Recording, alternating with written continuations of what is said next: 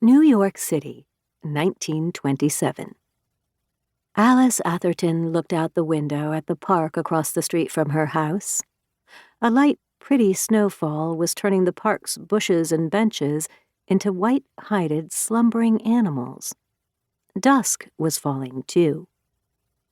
Alice would have given anything to be outside in that snow, but instead she was stuck inside, subjected to an endless geography lesson by her governess, Miss Pennyweather. Alice secretly called her Old Miss Pennyweather, even though the governess probably wasn't all that old. She just happened to be gray in both face and spirit, and could make any subject under the sun impossibly dull. Old Miss Pennyweather could probably rob a bank, and all of the tellers would fall asleep from boredom during the holdup. Today's grueling lesson was taking place in the parlor. A roaring fire in the fireplace made the room hot and dry. Alice's cheeks burned pink, and her head swayed from drowsiness. Cairo is an exotic city full of elaborate lore and mythology, Old Miss Pennyweather droned on.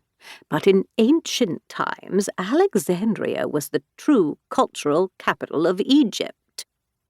Here she paused. Alice, please point to Alexandria on this map.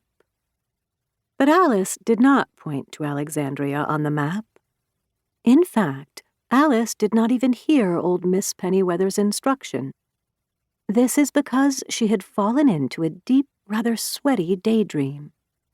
In her mind, Alice had left the parlor minutes earlier and was out rolling around like a happy dog in all of that snow across the street. "Alice Atherton!" exclaimed old Miss Pennyweather, dropping a book on the floor with a rude bang. "Wake up this instant!" Swooning, Alice opened her eyes and looked blearily at her governess. "Alice, this is the third time I've had to chastise you this afternoon," old Miss Pennyweather thundered. "This is most regrettable behavior. Are you unwell?" "I don't know," Alice muttered. "I'm just sleepy." Old Miss Pennyweather swept over to Alice and clapped her papery hand onto the child's forehead. "You may indeed be a touch warm," she said. Oh dear, what if it's the influenza? I'm certain that it's lingering in this filthy city, or mumps, or, God help us, scarlet fever." Old Miss Pennyweather bustled Alice out of the parlor and up the stairs into her bedroom.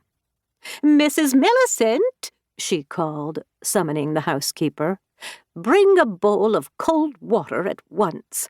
Send for the doctor, and please tell Mr. Atherton that Miss Alice has taken ill." Old Miss Pennyweather shoveled Alice into her bed. Soon a large bowl of cold water materialized, and by the time the doctor arrived a few minutes later, old Miss Pennyweather, perhaps inspired by her lecture on Egypt, had practically made Alice look like a mummy swaddled in bands of chilly wet towels. The doctor listened to Alice's chest with his stethoscope.